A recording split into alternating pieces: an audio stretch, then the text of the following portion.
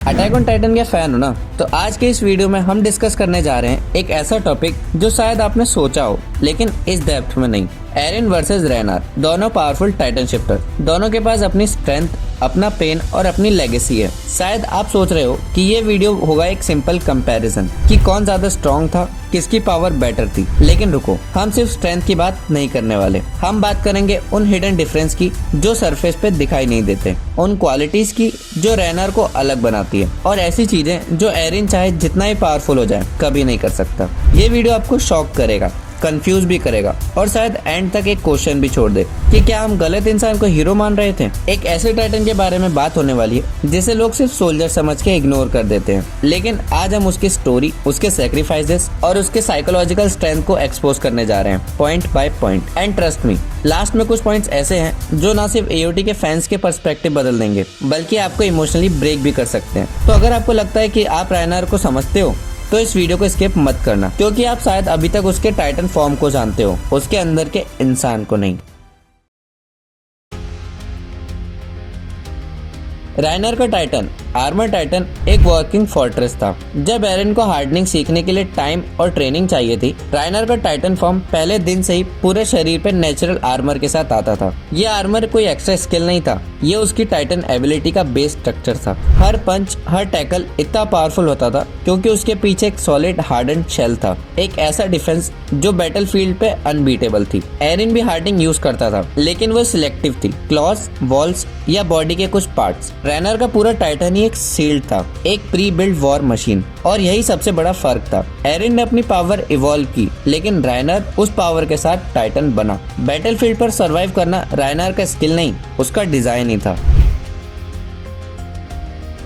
Attack on Titan में ज्यादा focus होता है अटैक पावर पर, लेकिन डिफेंस ही वो चीज है जो बैटलफील्ड पे किसी टाइटन को लेजेंड बनाती है। और रेनार का टाइटन, उसका डिफेंस लेवल एओटी यूनिवर्स में सबसे कंसिस्टेंट और रिलायबल रहा है, चाहे ब्लेड हो या कैनन।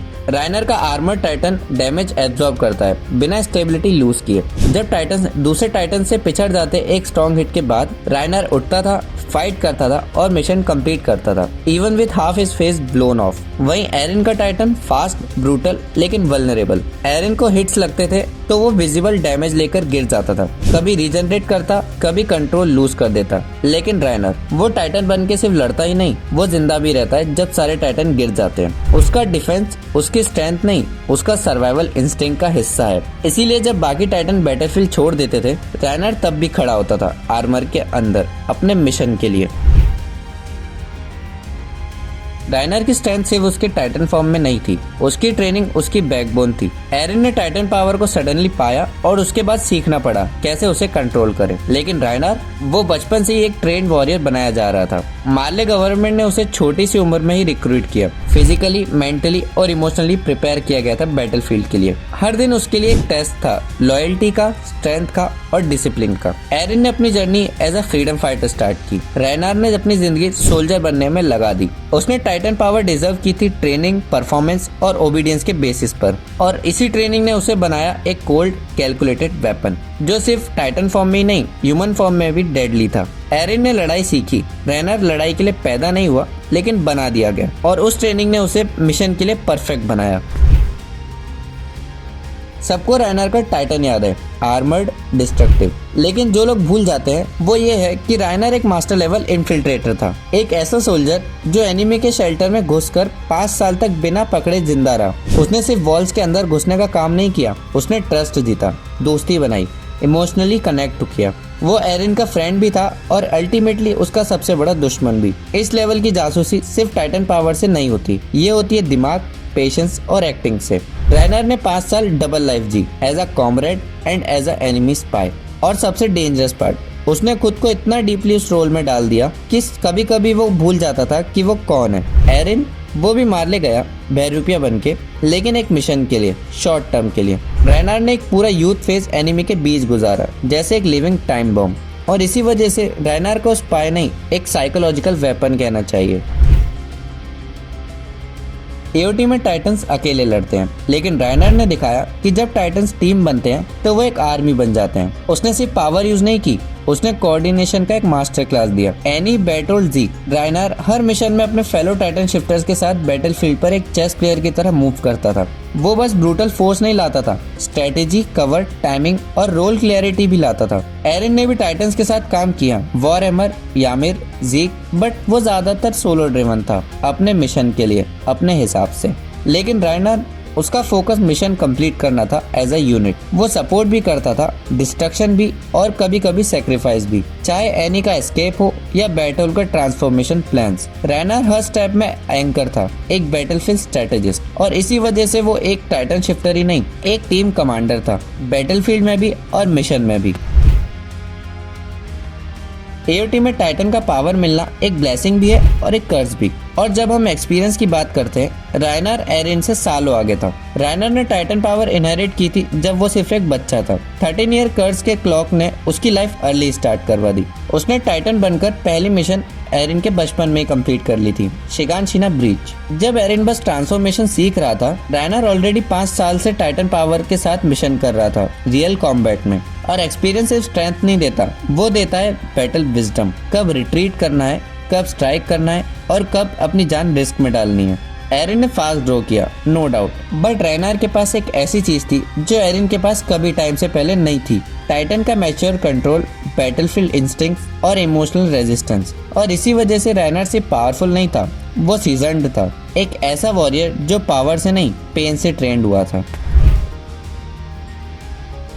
जब हम टाइटन्स की लड़ाई देखते हैं तो वो ज्यादातर रॉ पावर होती है, रेज, इंस्टिंक्ट और डिस्ट्रक्शन। लेकिन राइनर का स्टाइल अलग था। उसने टाइटन्स के साथ मिलिट्री लेवल कोऑर्डिनेशन दिखाया। वो सोलो नहीं लड़ता था, वो मार्ले की टाइटन यूनिट के पार्ट के रूप में लड़ता था। जब beast Titan arils rock throw करता, राइनर ग्राउंड से पुश करता, जो टाइटन स्पीड से स्ट्राइक करता, आर्मर टाइटन इम्पैक्ट से तोड़ता। हर मूव रिहर्स्ड लगता था, हर अटैक एक फॉर्मेशन का हिस्सा। ये वॉर नहीं थी, ये टाइटन वॉरफेयर का कोऑर्डिनेशन था। एरिन भी टाइटन के साथ लड़ा, लेकिन अनप्लान्ड, स्पॉन्टेनियस। वो अपने इंस्टिंक्ट पे लड़ता था, कभी ब्रिलियंट, कभी रेकलेस। लेकिन राइनर, वो एक डिसिप्लिन्ड सोल्जर था, जिसका टाइटन वॉरफेयर में एक क्लियर रोल होता था, break in specialist, shield, destruction, tank. और इसी कोऑर्डिनेशन ने उसे बनाया एक यूनिक एसेट, ना सिर्फ टाइटन स्ट्रेंथ के लिए बल्कि टाइटन टैक्टिक्स के लिए। वो लड़ाई नहीं करता था, वो बैटलफील्ड कंट्रोल करता था। राइनर की सबसे अंडररेटेड क्वालिटी क्या थी? उसका जीतने का जज्बा नहीं, उसका जिंदा रहने का जुनून। एओटी का हर मेजर बैटल में जब टाइटन गिर रहे थे, राइनर तब भी खड़ा था। Half face blown off, titan spear blast, Zeke का बिट्रेल। हर बार जब लड़ता था तब लगता था कि अब ये खत्म है, लेकिन राइनर समहाउ सरवाइव कर जाता था। Not because he was the strongest, but because he refused to die. Eren में रेज था, पर्पस था, लेकिन कभी कभी वो आउट ऑफ कंट्रोल हो जाता था। लेकिन राइनर, वो हर मूवमेंट में काम दिखने की कोशिश करता था, पर अंदर से टूट चुका था। फिर भी वो मिशन के लिए जीता रहा, दोस्तों के लिए लड़ता रहा और हर प्रेशर के नीचे अपना टाइटन कंट्रोल करता रहा। उसके लिए सर्वाइवल सिर्फ इंस्टिंक्ट नहीं था, वो पनिशमेंट था जिसे वो एक्सेप्ट करता गया। और यही चीज उसे अलग बनाती है। राइनर गिरता नहीं, वो टूट के भी खुद को जोड़ता था, बार बार। राइनर ने टाइटन पावर सिर्फ स्ट्रेंथ के लिए नहीं ली थी, उसने अपनी माँ के सपने के लिए, मार्ले के विश्वास के लिए वो बोझ उठाया था। बचपन से उसके दिमाग में ये डाल दिया गया था कि एल्डियंस को सिर्फ तब एक्सेप्ट किया जाएगा जब वो लॉयल सोल्जर बन जाएंगे। और राइनर, उसने उस लॉयल्टी को इतना डीप अपना लिया कि वो खुद को एक हीरो समझने लगा। इवन व्हेन ही डिस्ट्रॉयड शिगानशीना, उसके लिए एरिन और बाकी लोग दुश्मन थे, क्योंकि मार्ले ने उसे ये सिखाया था कि वॉल्स के अंदर रहने वाले एल्डियंस डेविल्स हैं। एरिन की लॉयल्टी फ्रीडम की तरफ थी, राइनर की लॉयल्टी एक सिस्टम की तरफ थी जो उसे इमोशनली मैनिपुलेट करता था। पर ये लॉयल्टी बिना कॉन्सिक्वेंसेस के नहीं आई। राइनर के अंदर गिल्ट और ड्यूटी का ऐसा कॉन्फ्लिक्ट चला कि उसका दिमाग स्प्लिट होने लगा। फिर भी मार्ले के लिए उसने हर लिमिट क्रॉस की, अपने टीममेट्स, अपने इमोशंस, अपनी ह्यूमैनिटी तक सेक्रीफाइस की। उसने सिर्फ ऑर्डर फॉलो नहीं किए, वो बन गया उन ऑर्डर का फेस, एक लॉयल वॉरियर जिसे तोड़ना मुश्किल था और समझना उससे भी ज्यादा।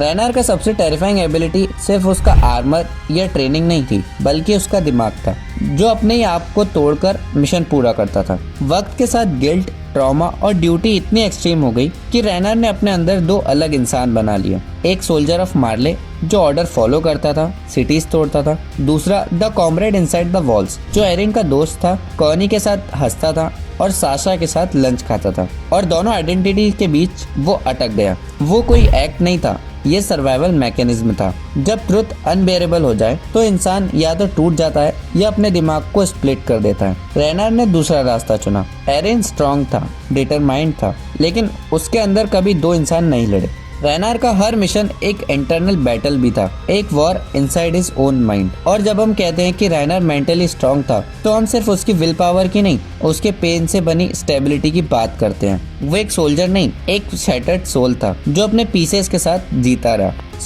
जब हम एरिन और रेनर को कंपेयर करते हैं तो पावर सिर्फ मसल्स में नहीं होती, कभी कभी दर्द और डिसीजंस के बीच छुपी होती है। रेनर वो कैरेक्टर है जिसे समझने के लिए उसके अंदर झांकना पड़ता है, क्योंकि उसने सिर्फ टाइटन फॉर्म नहीं इनहेरिट किया, उसने अपना गिल्ट, लॉयल्टी और डबल लाइफ का वेट भी उठाया। अगर वीडियो पसंद आई हो तो लाइक करो, शेयर करो और कमेंट में लिखना आपके लिए रेनर विलन था या एक ब्रोकन हीरो। एंड मेरी अदर वीडियो चेकआउट करना मत भूलना। मैं मिलता हूँ आपसे अगली वीडियो में। बाय।